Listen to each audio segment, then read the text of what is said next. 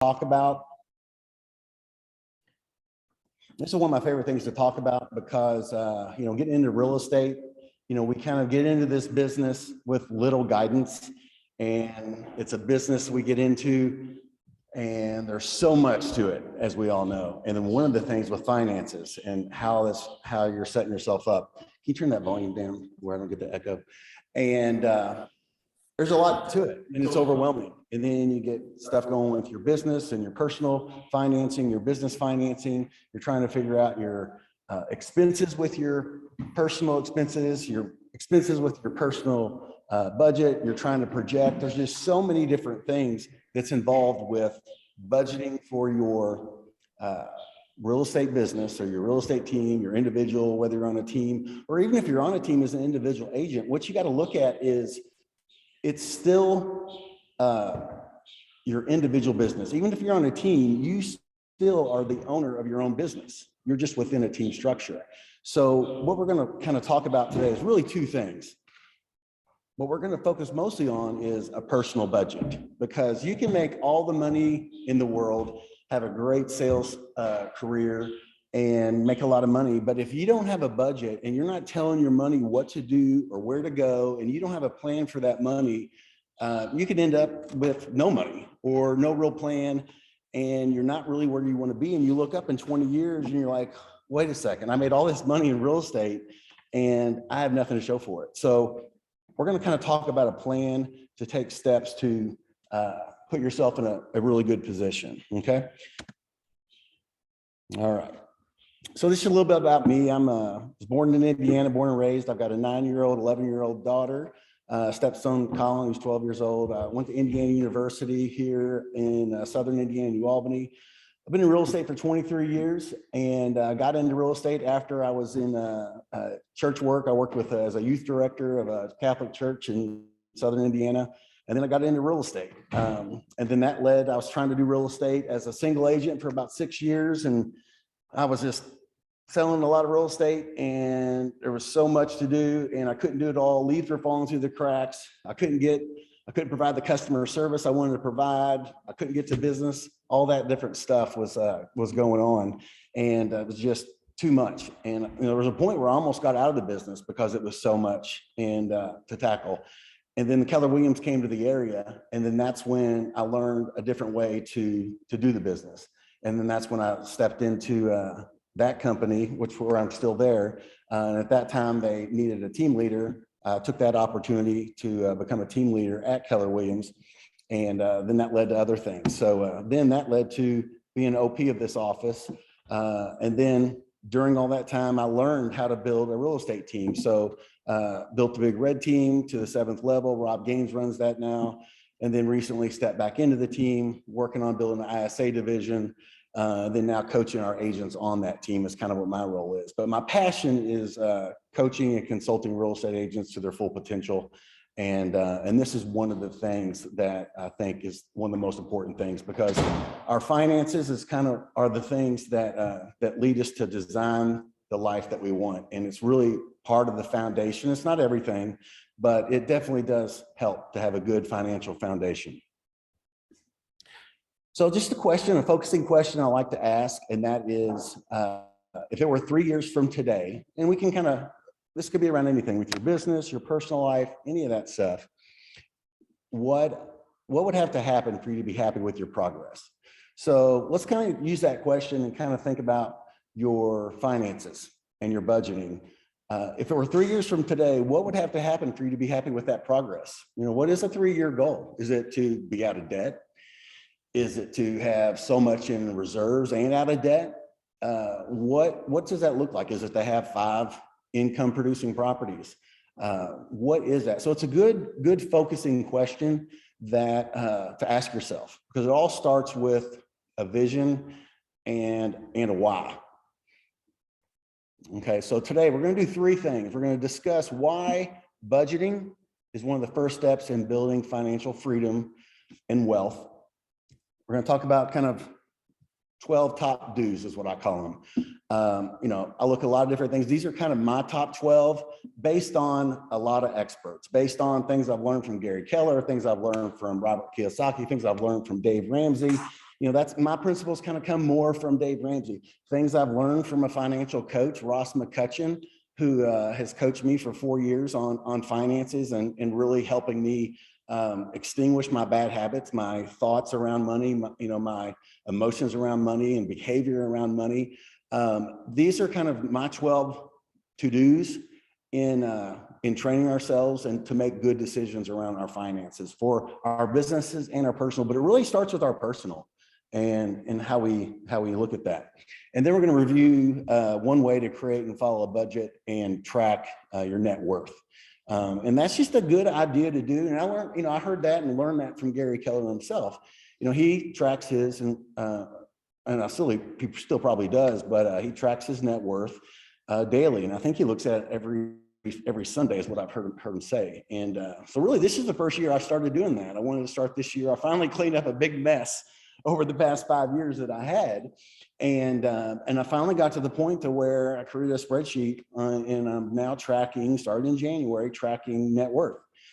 And I just literally opened up a blank Excel Google sheet that I'm going to kind of show you and share with you. And we're going to talk about different tools to use. What I use is I got to use simple and I make things that are simple for me to use and easy. And I kind of learn as I go. So that's what I'm going to show you. What I talk about today is one way to do it. It's my way that I like to do it. And I like it because it's simple. I understand it. And I get ideas from other things. I bounce things off Ross, my coach, every week. And we just kind of, we've been putting a plan together for the past 4 years. And it's having those accountability partners, those friends that are trying to do the same things. It's crazy. Money's kind of like something that, for whatever reason, we don't talk about to people. It's like you don't talk about money. That's not proper. You don't tell anybody what you make. Well, who made that rule, really?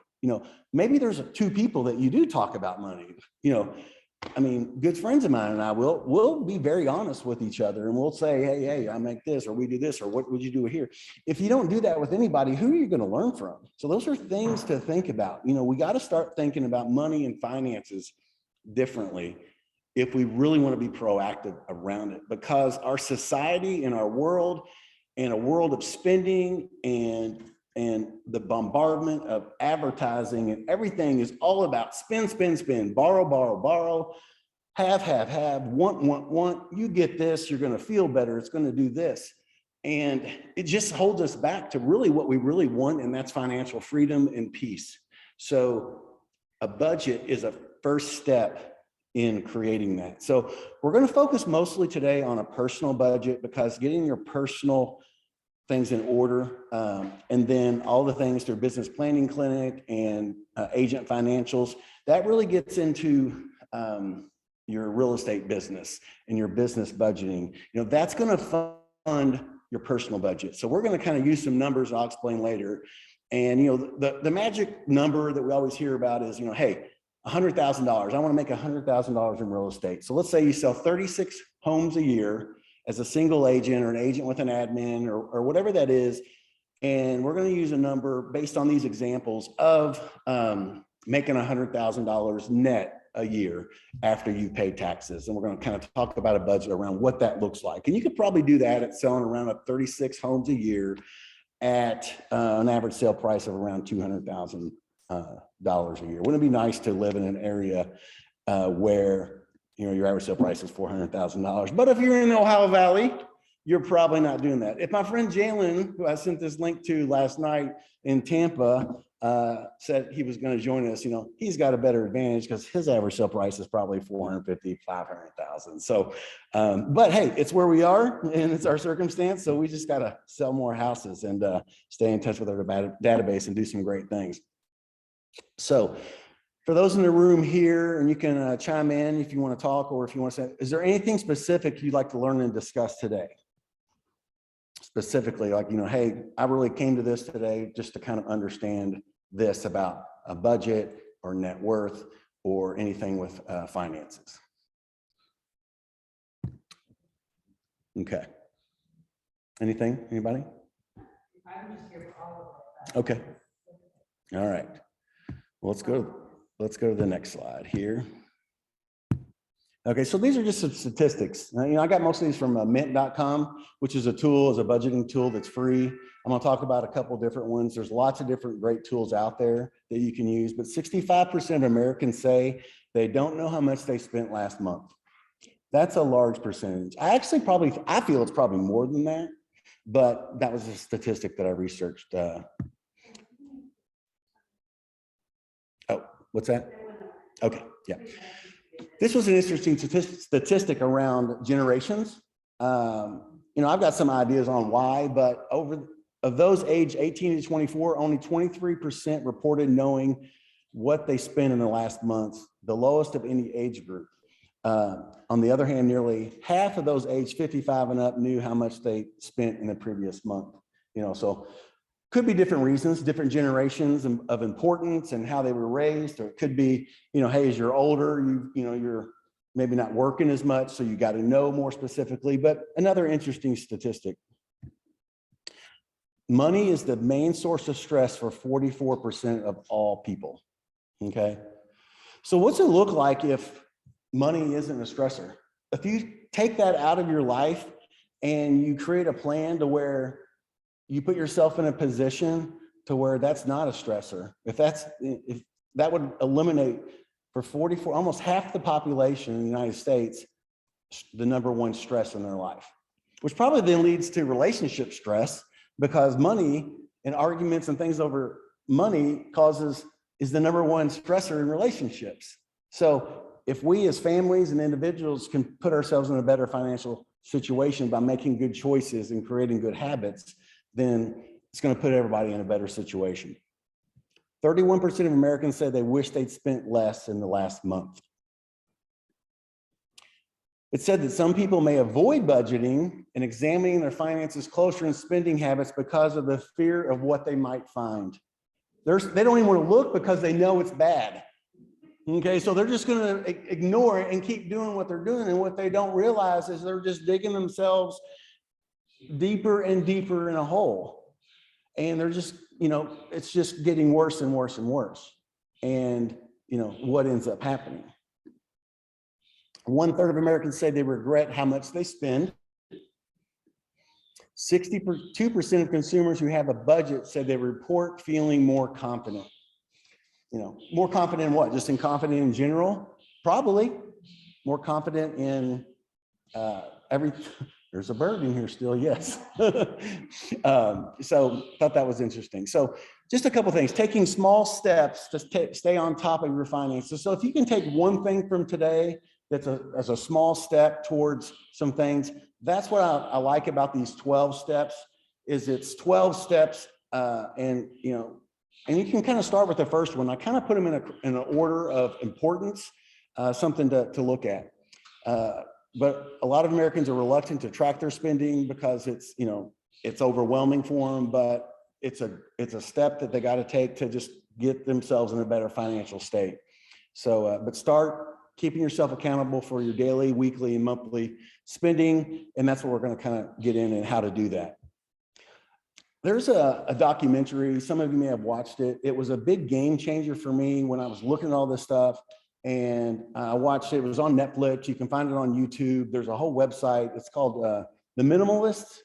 And there's a whole movement out there around the term minimalism. And it talks about just everything that we have and all the stuff and what that stuff does and the psychological stuff behind that, and the psychological effects of going out and purchase. And then literally, like when you go out and even if it's something you don't want and you go to Target, I mean, I don't know about you, but when I walk into Target, I just feel better. I mean, don't you walk into that store? I don't know what it is, whether it's the colors or the smell or what it is, but it's just it's like these endorphins happen. And maybe it's because your body knows you're getting ready to spend, because I don't think anybody goes in Target and doesn't come out with something, okay? Even if they're going in for one thing, you usually end up getting a basket and you're buying stuff, or you see something that's cool. Because, so what that does, and I just learned this from watching the documentary on minimalism, it's a great one. Now there's two of them. It's a movement that's been going on for about 5 or 6 years now. And these two guys that were in corporate America, and they were working in cubicles and just realized they were miserable and they had all this stuff. And it didn't matter how much they got. It never fulfilled this void that they were feeling. And they ended up selling like everything except for like 30 items.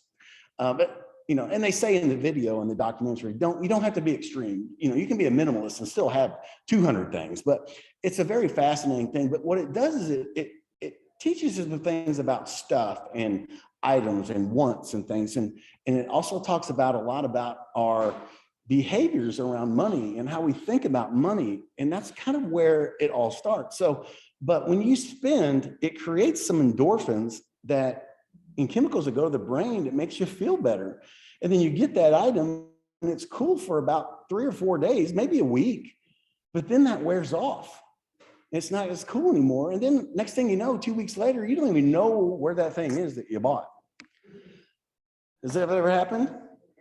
I mean, it was like the thing of the week, man. You were excited. It was what you focused on for an entire week. And then a month later, you didn't know where it was. Okay. So those are the things we got to be aware of. Those are the things we got to create kind of roadblocks around, or things to put in, strategies to put in place to understand and control that, So we're going to talk about some of those strategies, but here's the good thing. It is an emotion that we can learn to control. And we can put, like I said here, roadblocks or speed bumps in place and put strategies in place to protect your long-term goals, because that's really what you want, is financial freedom. That's where it's at. So these are some ideas of some strategies. The earlier you begin, you have the power of time and compound interest. So when you start saving, that's why I'm like pounding my 19-year-old stepson, let me show you these charts. Let me show you these graphs. Let me show you this interest calculator. If you save this much now, you're going to have this, Yeah, Thomas? Okay, I thought you had a question. Yeah.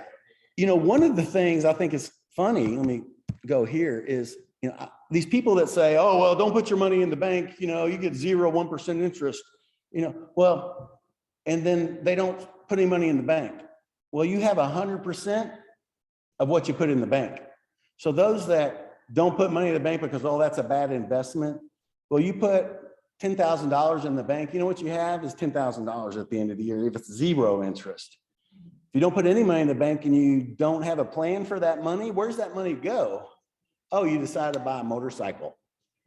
You decide to buy a boat, or, hey, I need an upgrade on a car that I really don't need. So you get, instead of saving the money, even at 1% interest, they buy a new car at 4% interest, or they go on a vacation, put on the credit card with the intention, hey, I'm going to pay it off. Then something happens, 3 deals fall through on their transaction. They don't have the money to pay off their credit card. Now, all of a sudden, their vacation that cost them, what I have here, $4,000, they end up not paying it off in 2 years, and that 20% interest ends up costing them a $6,000 vacation. Yeah. Compound interest is basically you put money in a savings account or a investment account, a Roth or something.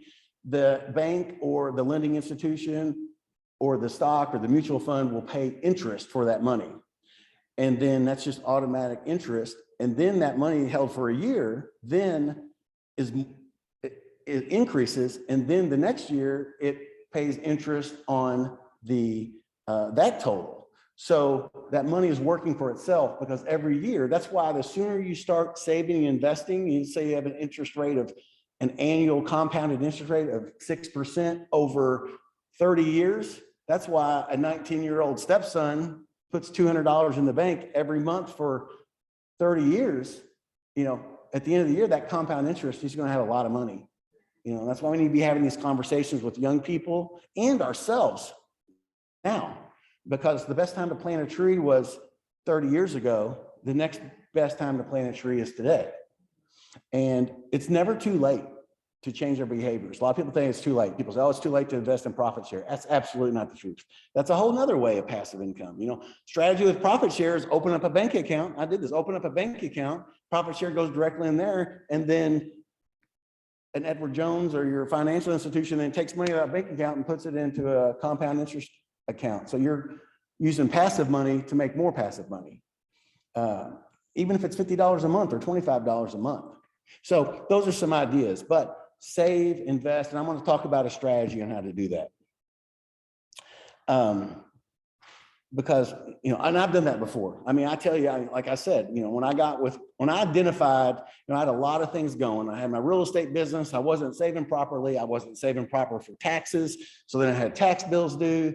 And it's just a lot of stuff was going on. You know, there was investments in properties and, you know, cash flowing staff for my real estate team and just taking advantage of what, you know, different opportunities. And what I saw is I had a lot of different things going. And I was like, okay, sales are going good, but I wasn't following a business budget until I came to Keller Williams. I was like, oh, okay, there's a rhyme and reason on what to do. So then I started doing that. But then what happened, then I stepped out of sales and got into the team leader role. And then financially, I wasn't making as much, but here's where I got in a little bit of trouble. I maintained the same lifestyle, making less money. Then I started using some credit cards, getting in a mess. Then I started robbing Peter to pay Paul. And I was like, holy crap. And I was even at that point, I was a Dave Ramsey ELP, endorsed local provider. And my ELP said one day, my ELP coach said, hey, is there anything we can do for you, Craig? And I was like, you know what? I got a lot of things going. Is there anybody I can talk to around my finances and all the businesses and stuff I got going? Because I just kind of need a little guidance. And he says, well, just click on the financial coach link that we've got on our website, just like they do on your real estate, and you'll have 3 financial coaches reach out to you. And I did that. And then Ross McCutcheon, my financial coach, was one of the longest tenured Dave Ramsey coaches, reached out to me. And that was 4 years ago. And he sat down with me at Panera and we looked at all my stuff and we were like, okay, here we go. And it was a long process and we got it all figured out. And we created a plan. We stuck to that plan. So it was pretty cool. But, you know, even when I was a part of that, the moment, and you'll have this defining moment.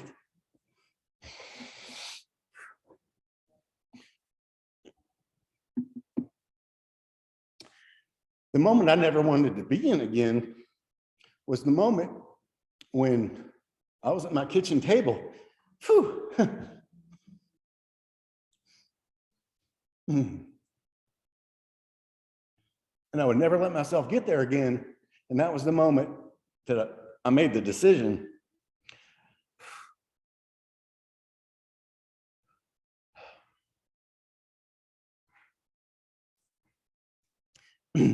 That was the moment when I had to sweep money from my 12-year-old's bank account to make payroll.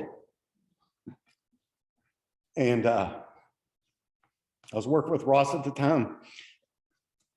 We talked about it, and man, we put our head down and we made some changes and we stuck to a plan. And I fell off the wagon some too, and that's okay. We're going to talk about that. So first step is to make a decision. Okay, so let's talk about some other things. Okay, these are the top 12 dues. How are we on time? Okay, we got plenty of time. We're good. Top 12 dues. First thing, get started. Make a decision. So I said, first thing is make a decision, take action.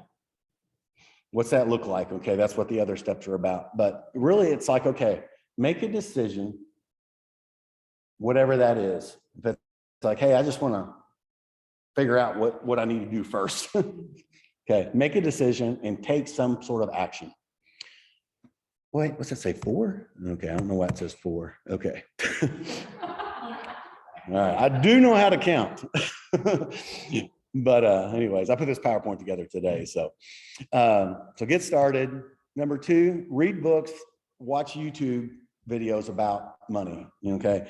Some of the greatest books, one of my favorite books that I started reading there's a book called The Millionaire Next Door. Just basic, simple principles is a great book.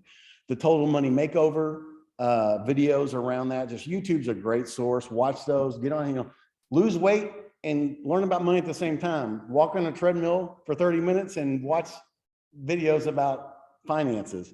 Rich Dad, Poor Dad. Here's the thing, there's lots of different concepts. There's lots of different, the way Dave Ramsey teaches is definitely different than the way Robert Kiyosaki teaches. There's lots of different ways. No right or wrong. You just got to be aware of what's best for you. For me, what I needed was kind of more of a Dave Ramsey approach.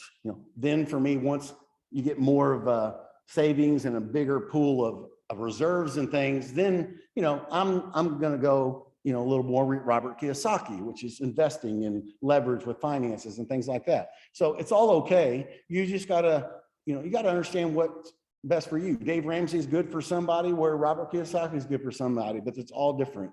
There's a book called The Psychology of Money. Okay. Very important. You got to understand, how do you think about money?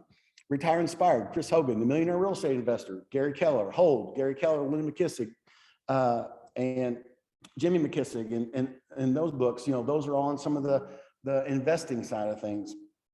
Minimalism, that documentary around minimalism.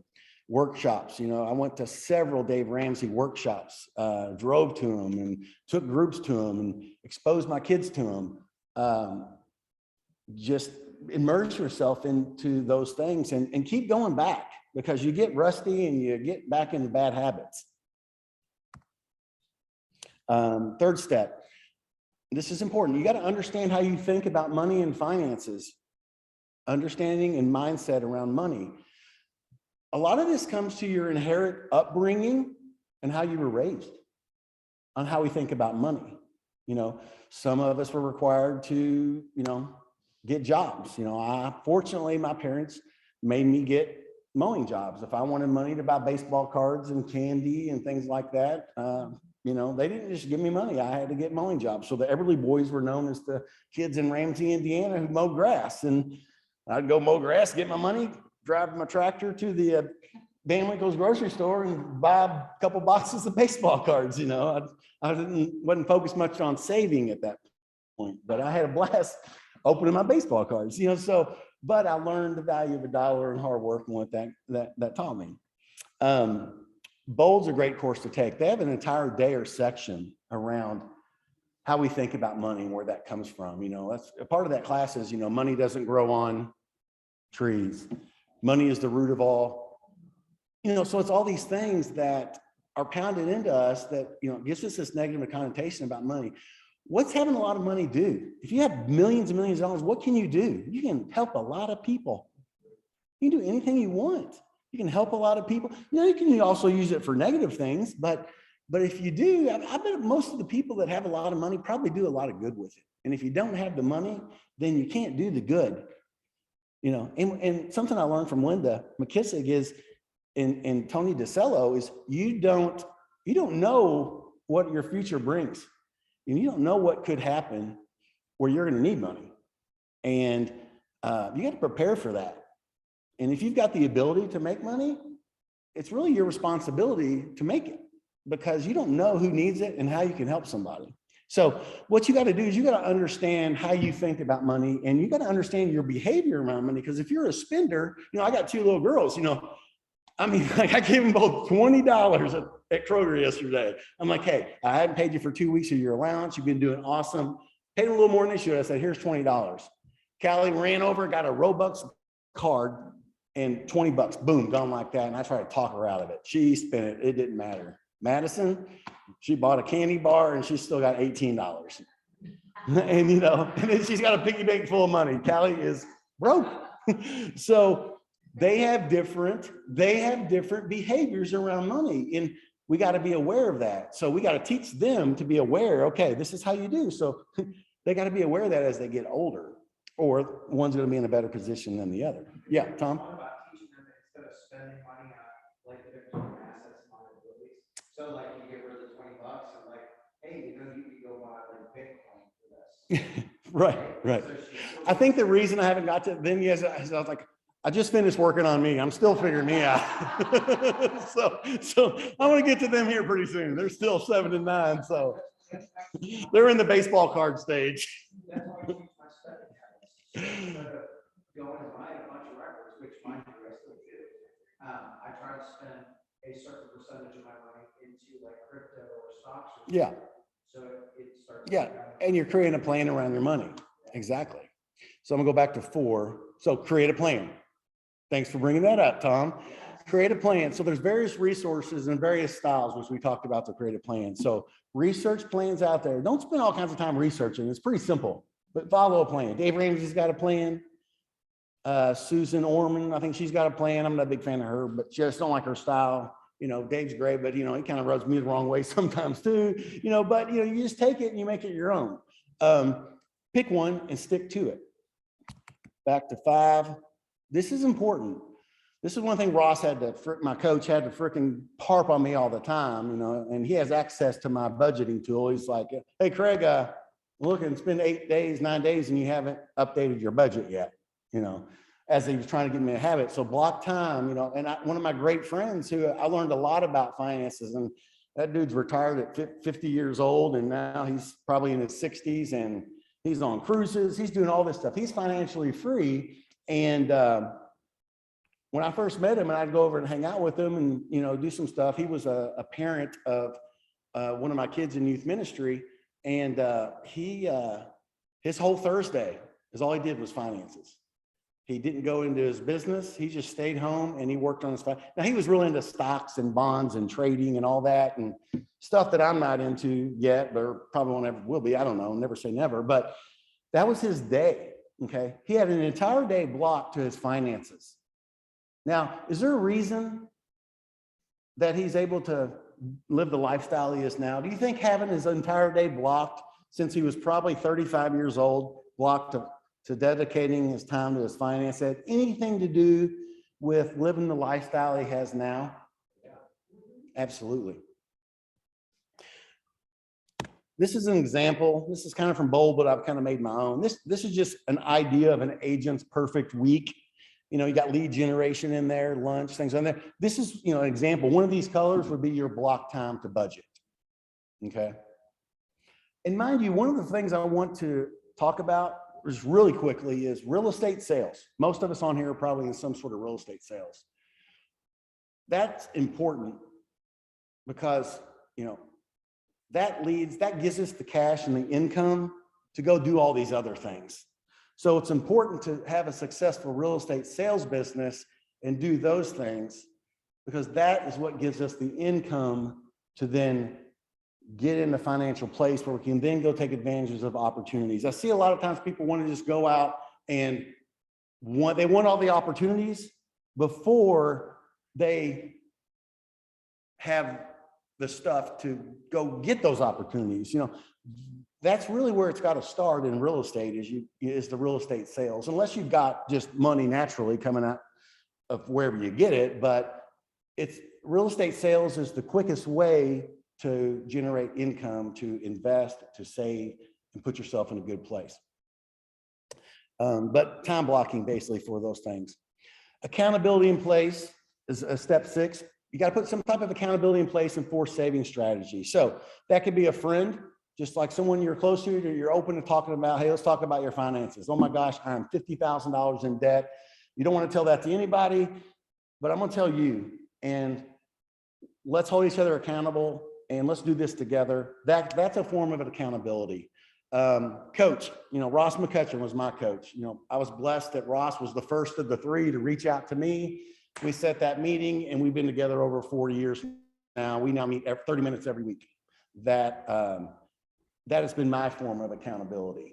There's a link here. You can go to his website. I'm a big proponent of his, and he'll do a free session with you and just kind of talk about a plan and if he can help you, what that looks like. He is a coach, it is a cost, but what I paid in coaching has quadrupled what I've saved and now have been able to do. It's paid for it 20 times over. And then another way of accountability is to reward yourself. You know what? When I pay off these 3 credit cards, I'm going to also save up the cash. I'm not going to put it on a credit card, but I'm going to take a trip to Boston to go to a Red Sox game. I would do things like that to reward myself. Things that Ross didn't do is I would reward myself anyways. But those were some of the things around mindset that I had to do, my behavior and experiences. I wasn't into stuff, but I was into experiences, which sometimes those experiences could be more expensive than stuff. Another thing too is forced saving strategies. This is something that is important for me because I could say that I'm going to save for my kids' college. I would say that I'm going to save for an investing account. I would say, and it wouldn't happen. So what I finally had to do, and it just takes a little bit of time. It doesn't take as much time, but you got to sit down and focus doing it, so now money goes in an account And then I had to sit down with my financial advisor, who I won't go to him to get money. It's more difficult, but that's a strategy. Put money in a bank that you don't go to. Put money in a bank in Chicago that you don't have any access to. You never log in. You don't know how to log in. You have to drive 5 hours to get there, and you have money automatically go there. I mean, that sounds crazy, but for someone like me, that's the kind of stuff I got to do to protect myself from myself. So those are just strategies. So that's me of years of understanding my behavior around money. So now I've got all these things set up to where emergency fund, it's all automatic, and I can't get to it. If I want to get to it, I got to pick up the phone and call my financial advisor, which I'm not going to do because he knows my goals, and he knows if I do that, then, hey, Craig, what are you doing? That's not your goal here.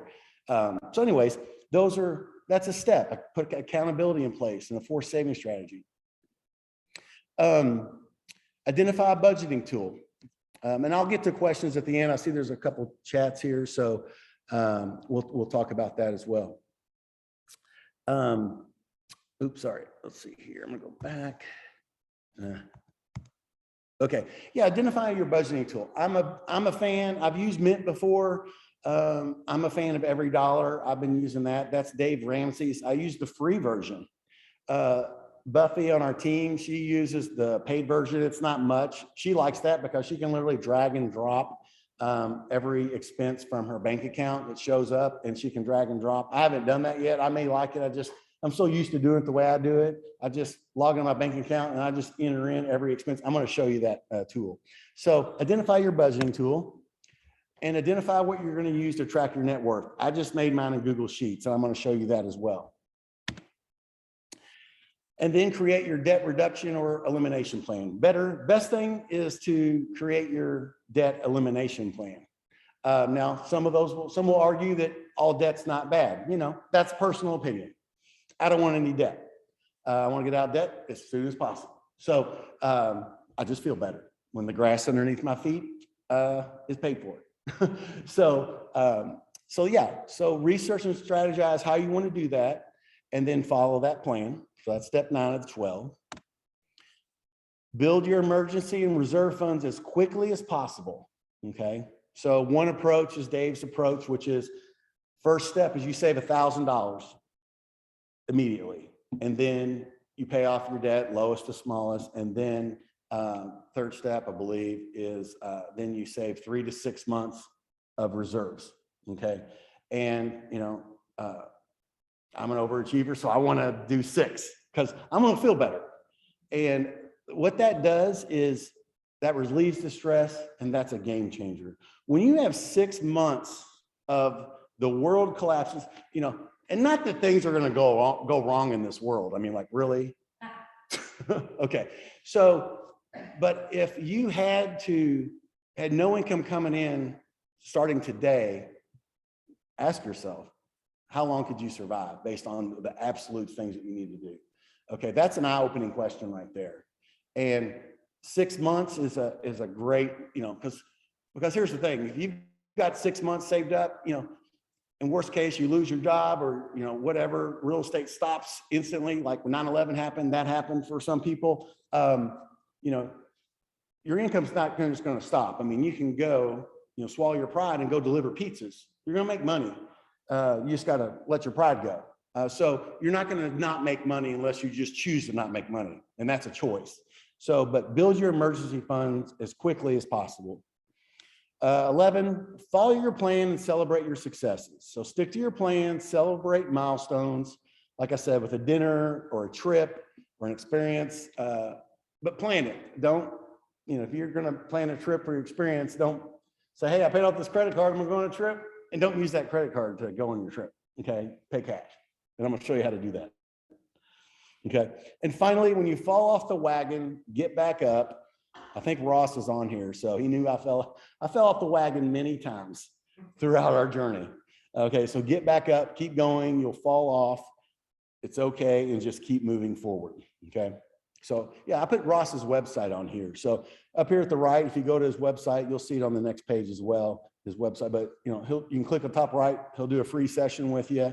Yeah, this is Ross here, but yeah, top right here, it says afws.com. Tells a little bit about his background. Like I said, he's been one of Dave Ramsey's coaches, longest tenured coaches for over 15 years, I think. So anyways, and he's here local. A lot of stuff he does via Zoom, but he lives here right in Louisville. So now I want to get into every dollar. I want to show you how this tool works. It's very simple. Okay, so I made kind of a fake mock example of what I think is basically a real estate agent's budget, what it would look like in every dollar, who made a net $100,000 after they've saved for their taxes and everything, and they've got $100,000. And then what I did is I did it, and it was $100,000, and it was interesting. I spent all the money for like the necessities, and I was like, okay, now it's all the money left to invest and all that stuff, and there was like $300 left. I was like, ouch. I was like, that's $100,000. And I was like, oh, wow, okay. Well, some people have a partner or married. And I was like, I was like, man, they got a little bit of advantage because there's two incomes. I was like, okay, so I guess in this example, I'll use a two income approach. Okay. But what I'm going to do is I'm going to show you, I'm going to use the two income approach, but then I'm going to take out the second income and then show you that. And, it's just, it is what it is. If you're a one income, it's okay. It's not neither, there's good and bad, so anyways, but this is cool. So you just basically walks you through and setting it up. Okay. So I have here a net income, 36 transactional, say you make $100,000. That's a month, $8,300 a month. Your partner's net income, the first of the month is $2,000 and $15,000. I think I used a $50,000 net. So maybe making $70,000 gross in taxes. So this is their net. So this is a good income, in Southern Indiana. So $12,499. So this is a very healthy, successful successful realtor doing 36 homes. They're running their business correctly. They're not overspending. They are running their business successfully. So this is an example, but okay. So you got 10% automatically. You can set it up this way to where 10% for tithing. So 5% for church, 5% for charity. Some people say, hey, do 10% for church, whatever you want to do there, but give 10% away. And this is a strategy. You got that kind of money coming in, and let's say you don't have an emergency fund funded yet, $1,000 a month to build that emergency fund up to 3 months if you don't have it yet. If you've got 6 months of emergency fund set up, then that $1,000 then gets moved to an investment or savings. Okay. Planned purchase. I'm going to show you a spreadsheet. So let's say you put $800 around a planned purchase fund. Okay. I'm going to show you what that looks like. And I'll show you that real quick. Let's see here. Okay. Yeah. This is what the planned purchase, spreadsheet would look like. It's just one account. So you put all this money in one account, but then it breaks it down. So let's say you put $550 a month in for charitable giving, car replacement, home maintenance, vacation. That way you save up the money before your vacation, before you go on vacation. And if you don't have the money to go on vacation, you don't go on vacation. So lawn care, things like that. So you build that up. And if you put money in each week, instead of financing a car, like you look in this example, there's $13,000 for a new car or a new used car, as opposed to financing it. And then, I need a new car. So, that adds a $400, $500, $600 payment to my account. Okay. So that's an example of what that will look like on your spreadsheet. Okay.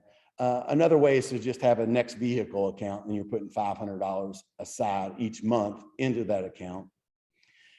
And then $1,000 to invest in real estate instead of, that way, when an opportunity comes, you're like, oh man, I wish I had the money to invest. Well, if you do this every month and in 20 months, you're gonna have $20,000. You may only need 10 or 15 as a down payment, and then you're able to take advantage of that opportunity. But if you don't start today, or you don't start next month, or you don't create a plan, those opportunities are going to go by all the time. And then, Kids for savings for those college, So a forced savings account for your kids' college, let's say they don't go to college. Well, hey, in 10 years, then that's a nice down payment for a house if you want to gift that to them. You may not. You may just say, well, okay, I'm keeping it. But if you want to use it for college, or, you know, do what my dad did. My mom and dad made me pay for college. Okay, so whatever that is and however you want to do that. Your bills, your mortgage payment, your water, your natural gas, streaming services. So you got every expense. And you've got, hence the reason it's called every dollar, because you're got every dollar accounted for and you know where it's going. Now, does this take time? Yes. But here's what's great. You blocked your time, so you got the time to do it. Okay. So you just take your time, you know, I'll try to do this twice a week. But for example, I just open up my bank account and I'll look at, okay, I had 5 things come out of my debit card.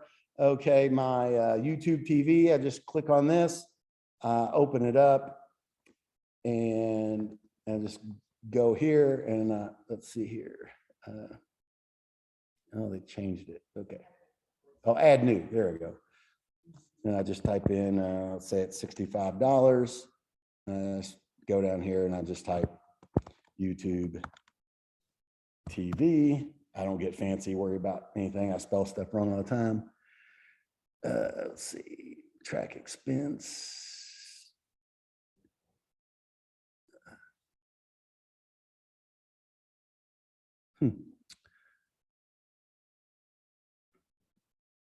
Now, I just opened this account as an example account, but basically what it does is it basically subtracts it and it tells you how much you have left. So it basically at the end of each week, it tells you you've got this much, and you know exactly day by day how much you have left in your monthly budget. Sometimes you have a little left at the end of the month. I usually don't. So, but at least you know, and you know. And then I like sweeping and putting the money into the account, even though I may have something coming in throughout the month. Here's what's great about having your reserve set up is I can sweep for the month at the beginning of the month. And then when that money comes in from the income or investments, I just put it in the reserve account. And then that way, if I'm 5 days away from the end of the month, then I know I surpassed my budget. Then I know, okay, you need to tighten up a little bit, or you need to not spend, or you need to cancel that trip, or whatever you do, you know. So that's just a strategy. So every dollar is a great tool to use. I'm a big fan of it. Okay. So going to the next slide here is, Google Sheets. So now I want to kind of show you, we got like 5 more minutes, the net worth tracker. I just created this in Google Sheets. Let me show you what that looks like. And so basically this is an example. Now you can see here at the bottom, this is when I started. The left here at the bottom, it says snowball. That's whenever I had all my debts lined out and worked to get those debts. So that's how I tracked smallest to lowest. You know, I was telling Ross I need to change that now because those debts are now all gone. So now I just need to call it Craig's Finances. But that's a good to create a spreadsheet, track all your debts in a spreadsheet, and then go from smallest to largest. And I like that approach, to go from smallest to largest, even if the interest rates are higher. You know, like Dave Ramsey says, if we were doing math, and they say pay off the highest interest rate first. Well, if we were doing math in the first place, we wouldn't be in this situation.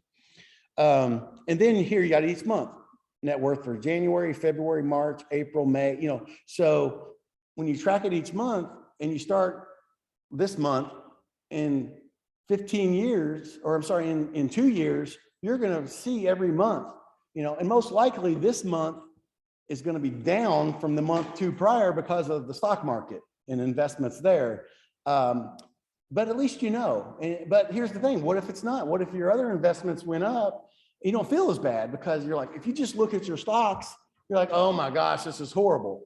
Well, what if your other investments did good, but because you're tracking your net worth, it's not as bad. So this is an example of that. So you've got your assets on the left, and then your liabilities on your right. So assets on the left, your debt's on the right. So this is just a mock example. This is nobody's. I just made these numbers up. So here you've got, let's say, an Edward Jones account or whatever. What are some other companies? Mutual, Omaha, whatever. You got a SEP. Let's say it's got 35,000 in it.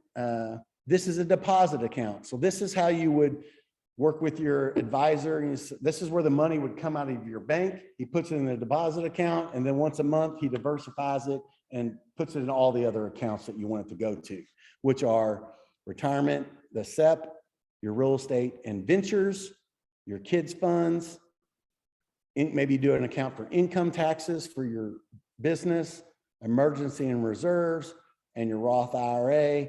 And this here, Robinhood or E-Trade or Scottrade. I don't recommend this, and because, you know, this is, I just call it kind of gambling money because I don't know anything about stocks. This is kind of like if I, you know, am a fan of a certain company, maybe I'll buy stock without a broker, and, you know, usually that doesn't go too well. Hence, I just bought some Disney stock like right before all this Disney started going. I'm still a Disney fan though. Your bank. So these are your bank accounts. So if you have a health savings account, this is like KW profit share account that goes into your bank automatically. Your personal checking, maybe you have another checking account, your savings account, a vacation fund, your giving, planned purchase. So this is like your planned purchase account that we talked about. This is where you can put all your new car funds or anything you're saving for that you're not spending monthly, but you're putting in that account, and you create that spreadsheet.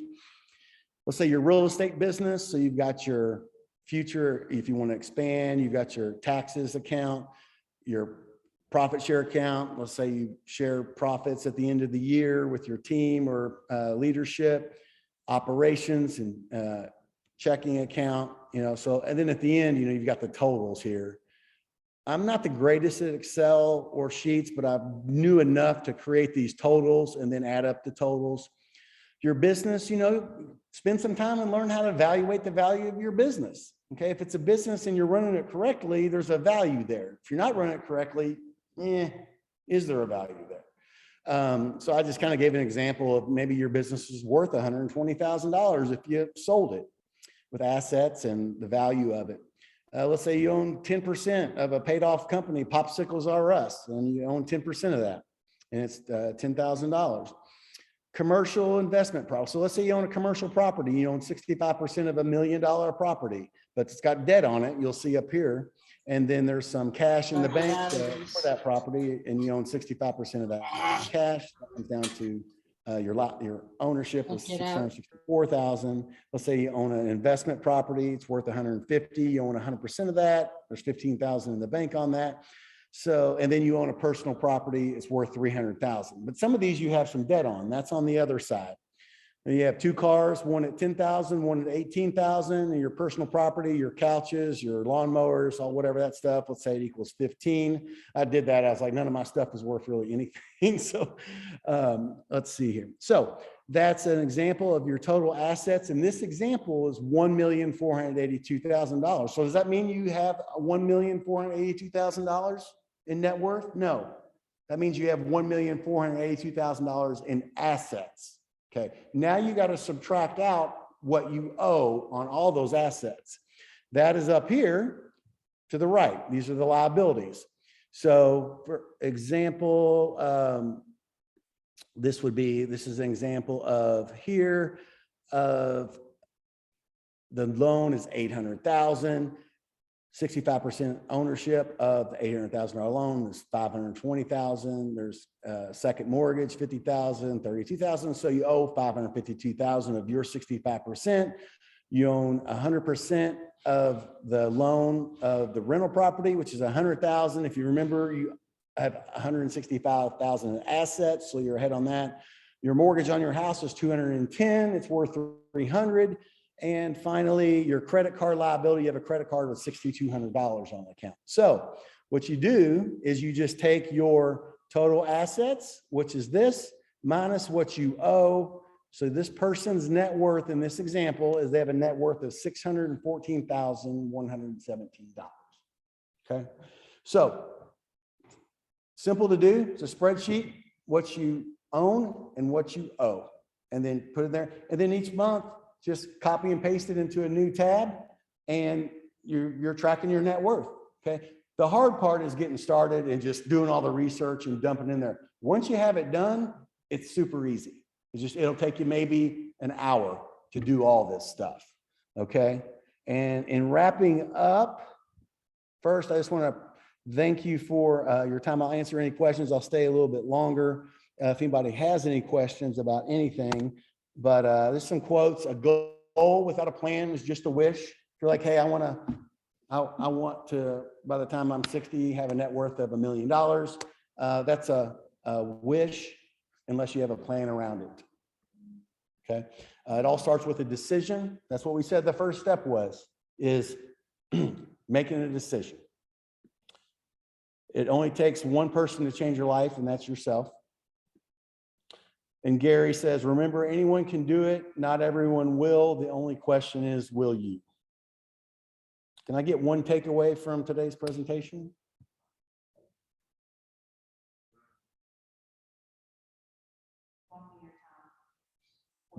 Yep, blocking your time for finances. Yeah. And as a married person, it'd be nice to walk it with him and sit down together. So. I agree with that. I think the other side of this, like the biggest challenge that we face in our household is not sticking to the budget, right? And there's not really accountability. She's like, well, I spent $350 on groceries this week. It's like, well, last week was one thing. How did Yeah. Yeah. I mean, yeah, it's something so important, and we look up, we're like, oh my gosh, I don't have any time set aside to plan it, but yet it goes back to the whole thing with planning our businesses or our business or what we do. What's important is like, we'll spend hours and days planning a trip to Disney World or a trip to 3 national parks in a trip, but yet we don't take an hour a week to plan out our finances. So I really appreciate you being here. Like I said, it's tough speaking to an empty room and doing Zoom, but no, thank you for being like so open and vulnerable. Yeah. Like right at the beginning. yeah, That's huge. yeah, absolutely. Enjoy it. So I'm looking forward to kind of putting some graphics on this presentation. Yeah. And I probably need an hour and a half to teach it, maybe. Anything, everybody's off of here, so. Oh, here's a chat, I think maybe. We are getting a recording of this amazing class. Oh, thanks. Yes, it is record.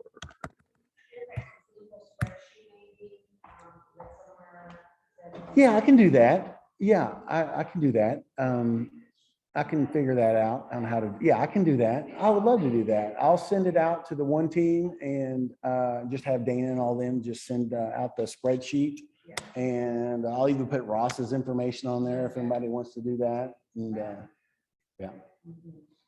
I told Ross I'll send out his information until I become a financial coach. Oh, cool. Yeah. Maybe we'll just hire you. Yeah, well, we're talking about that.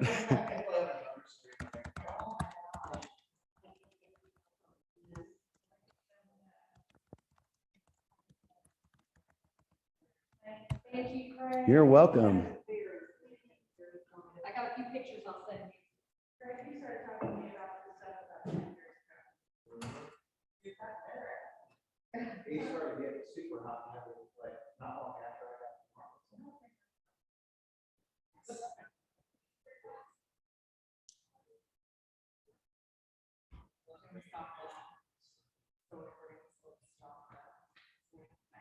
That's a good question. It says we would be great to see how you handle your budget with us having bulks amount of commission coming in. Yeah, that was something that Ross and I had to spend a lot of time figuring out. And we came up with a good way to do that. So Odalis, if you want to get on a call with me and Ross, we could talk about that. Actually, that might be a fun class for Ross and I to teach together, with that being something that is definitely a need, because one month you have maybe one sale, But there is a way to do that. And really the short answer, if you're watching this, because it's still being recorded, the best way is to create that reserve account and to have that fully funded, because then what you do is you pull that over. And then when you have a month where it's one lean month, you put that draw into that reserve account. But the month that it is a robust month with multiple closings, it's way more than you need for your monthly budget, that goes in the reserve account. But when you have a fully funded reserve account in your personal budget and you make that sweep over at the beginning of each month, you just follow your budget. So that's what I do now. And it's helpful because a lot of my stuff, I get income from my real estate team, which is really just a salary now. So I'm not affected by the commissions because I'm just on salary now. But with my investment in the market center, that changes. And like this month was a low month and it did not fund my budget, but I was okay because I pulled from my reserve account. But then hopefully in the next couple months, and statistically based on the coming months, it will be more. And then that'll make up for it. So I'll just keep funding that reserve account. So I hope that makes sense, but we can talk about that more. All right. Anytime anybody wants to pick my brain or want to have a conversation or a Zoom one-on-one, more than happy to do that. This is something I'm passionate about and love to help. Reach out to me anytime, Craig@bigredteam.com, or my cell is 502-269-6898. Thanks, everybody.